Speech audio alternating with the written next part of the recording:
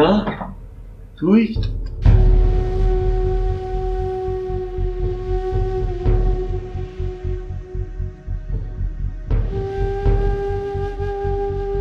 কেমন আছো তুমি আব্বা?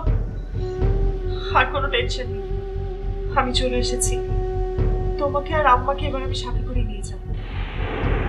আম্মার চিকিৎসা আমেরিকাতেই হবে। আম্মা কোথায়? কেমন আছে আম্মা? ঘুমাচ্ছে?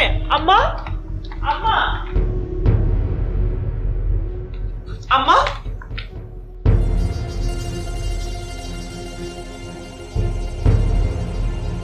আম্মা,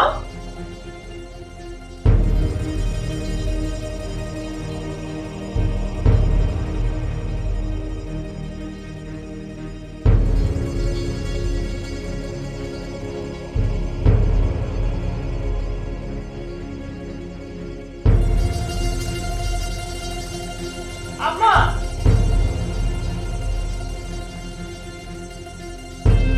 আব্বা, আম্মা কোথায়? আব্বা,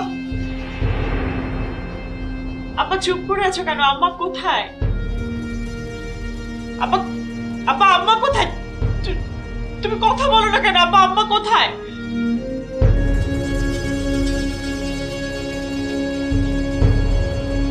আব্বা, আম্মা কোথায়? আব্বা, তোর আম্মা কোথায় আমি জানি না রে মা। তোর আম্মা এমন জায়গায় চলে গেছে যে সেখান থেকে কোনোদিন কেউ ফিরে আসে।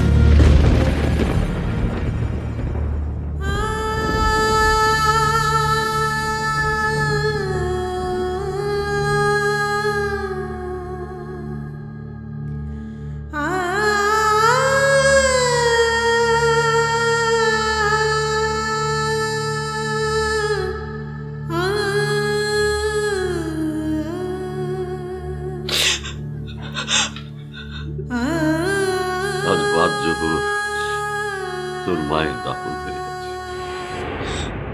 তোর আসতে একটু দেরি হয়ে গেল রে মা।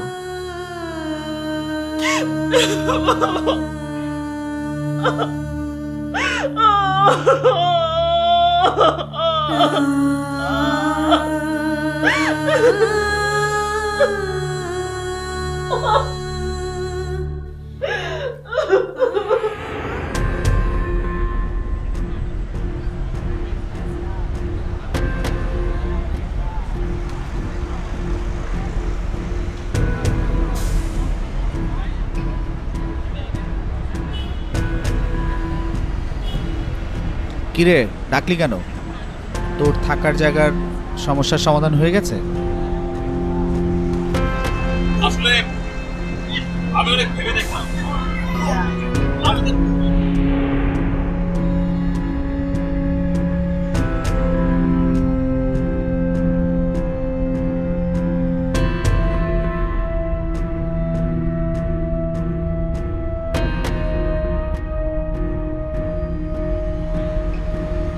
আবার ওই বাসা?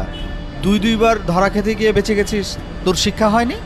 আরে সেই জন্যই তো বলছি, আমাদের জন্য ওই বাসাটা হচ্ছে লাকি। এক হচ্ছে যে আমরা ওই বাসাতে থাকতে পারলাম, মালগুলো আমাদের সাথে থাকলো। দ্বিতীয়ত হচ্ছে আমরা নিরাপদে থাকতে পারলাম, যেটা নাকি আমাদের জন্য খুব বেশি জরুরি।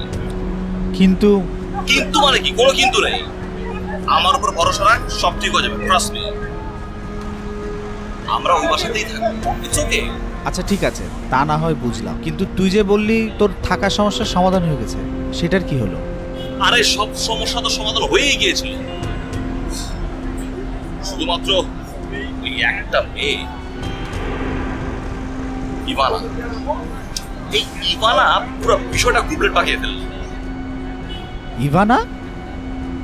সেটা আবার কে? আচ্ছা একজন, পরে বলবো। চল।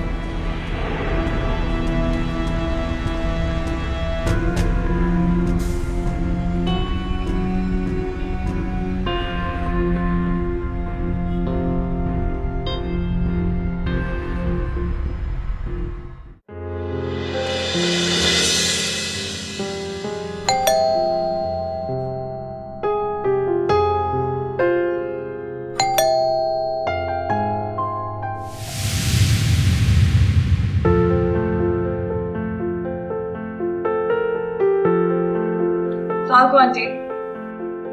ওয়ালাইকুম আসসালাম। আন্টি আমাকে চিনতে পেরেছেন? তোমাকে চেনা চেনা লাগছে, বলো তো তুমি কে? আমি লাবণী। লাবণী? ইন্তুর সাথে স্কুলে পড়তাম।